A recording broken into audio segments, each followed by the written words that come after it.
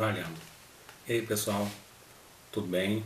Bem-vindos ao nosso primeiro programa do Progressive Café, nosso canal de música progressiva, rock progressivo, ou como você preferir. Você conhece esse solo que eu toquei agora? Tem alguma ideia de quem são os caras? Se você tem, esse aqui é o lugar que você deveria frequentar mesmo. Se você não tem, também deveria frequentar e assistir nossos vídeos. Nós temos o canal aqui no YouTube e nós temos um blog, progressive.café, exatamente assim, onde você pode ver as histórias que eu estou falando aqui, ler mais detalhes, etc. e tal. Bom, esse solo que eu tentei tocar aqui um pouquinho é um pedaço de uma música do Pink Floyd. É a música Shine On You Crazy Diamond. O disco foi lançado em 1975, se não me engano. Era aquele que tinha um homem pegando fogo, cumprimentando outro cara na capa. E é uma das músicas do Pink Floyd que eu mais aprecio. Mas não é dessa música que eu vou falar hoje, nem desse disco. Eu vou falar hoje da música Careful With That Axe, Eugene, do álbum duplo Uma Guma, do Pink Floyd. Por que eu vou falar disso? Porque essa música e esse álbum foram assim a minha introdução ao rock progressivo, desde quando eu era garoto. Eu não sou músico, não sou compositor, tive alguma experiência musical, mas o que me faz gostar muito de música e de progressivo é esse instrumento aqui, a guitarra. Gostaria de saber tocar, mas a gente vai arranhando, vai fazendo como pode. Acho que a gente tem que fazer o que a gente gosta, mesmo que não saiba. Ok, o Pink Floyd. Pink Floyd é um conjunto muito interessante de rock psicodélico. O progressivo tem vários estilos. Você tem desde o estilo metal progressivo, gótico, etc., como o Nightwish faz, ou como o metal progressivo que o Dream Theater faz, até o progressivo psicodélico, como que o Pink Floyd faz, final dos anos 60, anos 70, etc. e tal. O Pink Floyd foi formado com esse nome em 1965. 65. Na verdade, o conjunto já existia com outro nome. O principal fundador e arquiteto do Pink Floyd foi um cara chamado Syd Barrett. SYD, Syd Barrett. Por que isso é importante? Essa música que eu toquei agora, Shine On You Crazy Diamond, tem as iniciais SYD e ela foi composta em homenagem ao Syd Barrett. Era o Syd Barrett na guitarra, o Nick Mason na bateria, Richard Wright nos teclados e Roger Waters no baixo.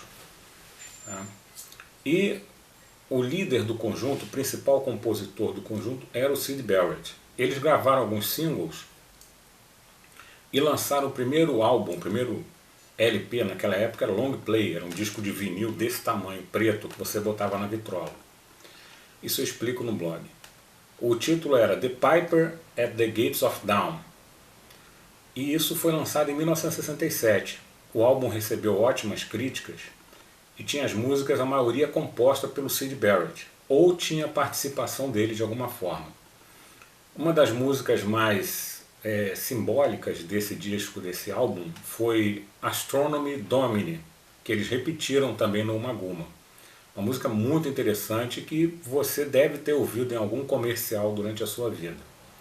Essa música foi composta pelo Syd Barrett e pelo Richard Wright. E eles vieram repetir isso no Uma Guma, que foi gravado depois, porque fazia parte do set list deles, do que eles tocavam naquela época. O grupo Pink Floyd foi tocando. Em 1967 eles chamaram David Gilmour, que conhecia também o Syd Barrett. Diz a lenda que ele ensinou o Syd Barrett a tocar guitarra. Todos eles eram estudantes, né? Se conheciam. O David Gilmour era um guitarrista. Ele foi chamado para complementar o trabalho do Syd Barrett. E o Syd Barrett era um cara extremamente criativo. Como uma pessoa extremamente criativa, ele também era tinha um desvio do padrão. E ele começou a ter vários problemas mentais, comportamentais, e se comportava mal, e tinha surtos. Alguns dizem que foi por causa do consumo de LSD. Na época era muito comum isso entre os artistas de vanguarda.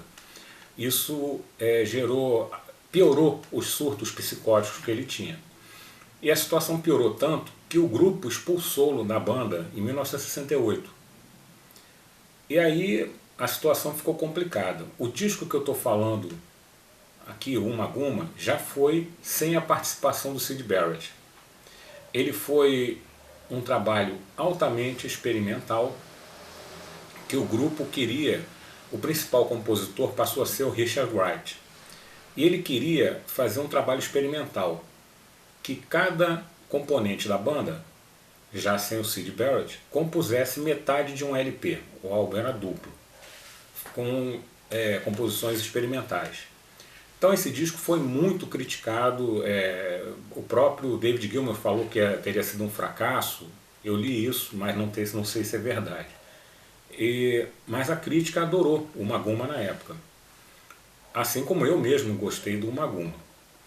Ele trazia, assim, no início, né, algumas músicas que eram do set list do Pink Floyd, que inclusive eles tocaram no famoso vídeo deles, o filme Live at Pompeii, que eles gravaram no anfiteatro de Pompeia. Muito maravilhoso, fantástico, vale a pena assistir, tem na playlist do canal, tem no YouTube. Então tinha várias músicas que eles já tinham tocado antes e tinha também essa experimentação, né? 1/4 de cada disco era para que cada componente da banda expandisse a sua criatividade. Alguns dizem que nem todos tinham o talento criativo do Syd Barrett, né? Então parece que algumas músicas não agradaram muito o público, mas eles tentaram fazer. A música tema desse vídeo, Careful with That Ex, Eugene, foi composta pelo Richard Wright, né? Essa é uma música, assim, é um marco do progressivo. Eu acho que ela é típica, é o típico rock progressivo. Começa bem lenta, né? O ritmo vai aumentando muito devagar, aí chega num ápice. Nessa música, no ápice, há um grito de terror, porque a música é como se fosse um thriller de suspense. E depois ela vai diminuindo um pouco. Tem uma guitarra fantástica, tem teclado, tem tudo. É uma música bem interessante, tem um baixo excelente, tem um andamento excelente. A música é muito interessante. Embora no Ummagumma exista também Astronomy Domini, que dessa época é a música do Pink Floyd que eu gosto mais. Essa música, Careful with That Ex, foi a que mais me impressionou, né?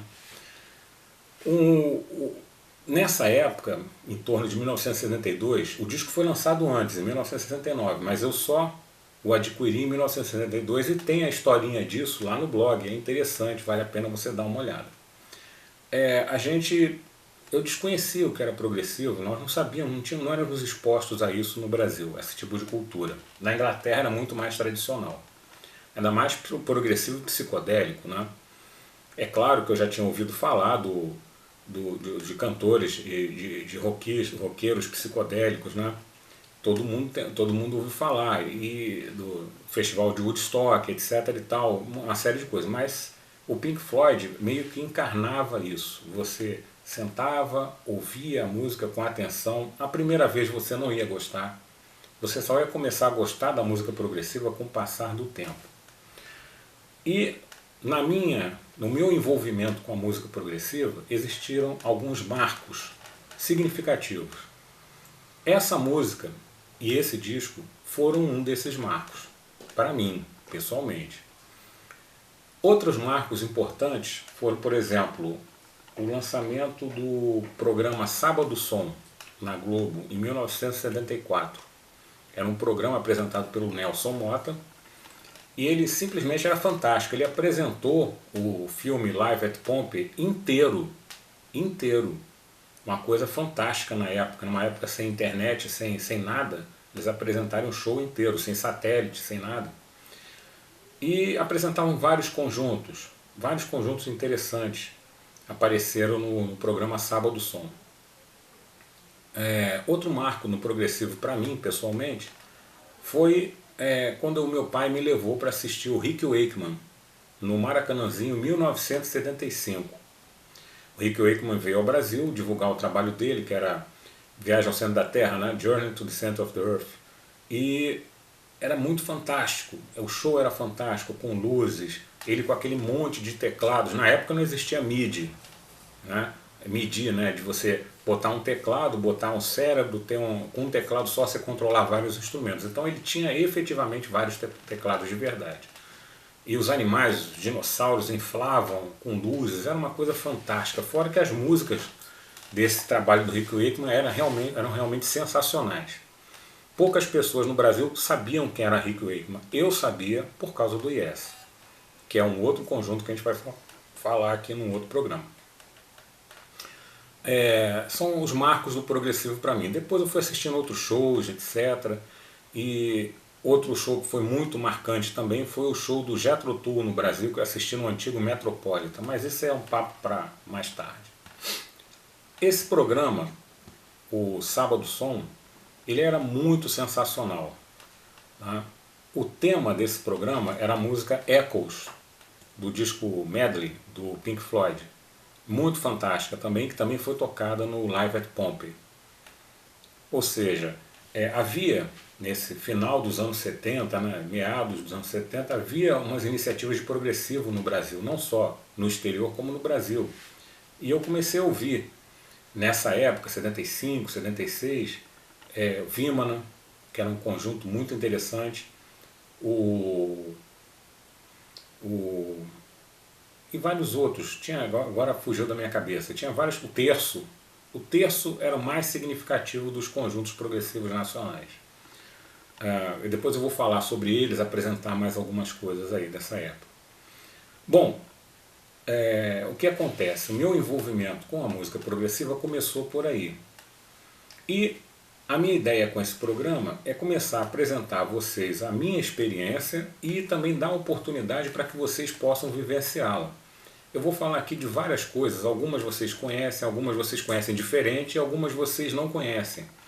Conjuntos como, por exemplo, Premiata Forneria Marconi, do progressivo italiano, King Crimson, o próprio Yes, Jethro Tull e vários outros conjuntos que marcaram o progressivo. Vou falar também de metal progressivo, falar um pouco de Avenged Sevenfold, vou falar de Dream Theater, vou falar de Nightwish, de uma série de coisas também, porque eu acho que tudo isso faz parte. Os críticos vão dizer, mas isso não é progressivo. Bom, dane-se, para mim é. E para quem gosta de progressivo, de guitarra, de sintetizador, etc., isso é interessante. Uma das principais características do Pink Floyd que diferencia ele de conjuntos contemporâneos, como por exemplo o Yes, é a ênfase na guitarra. O Pink Floyd tem uma ênfase nas cordas, talvez por causa do próprio David Gilmour, né? Ele tem muita guitarra, muito violão, é bem harmônico, é bem interessante, embora o Yes também tenha, mas ele sempre no início deu muita ênfase aos teclados. Bom, galera, por hoje tá bom, em breve eu vou botar outro programa. Continua acompanhando aqui no canal, no YouTube, vai no nosso blog, dá uma olhada, comenta, faça sugestões. Eu pretendo também entrevistar conjuntos nacionais que fazem progressivo, falar de música progressiva nacional também. E a gente vai ficando por aqui e torcendo para que tudo melhore nesse nosso país. Um abraço para vocês.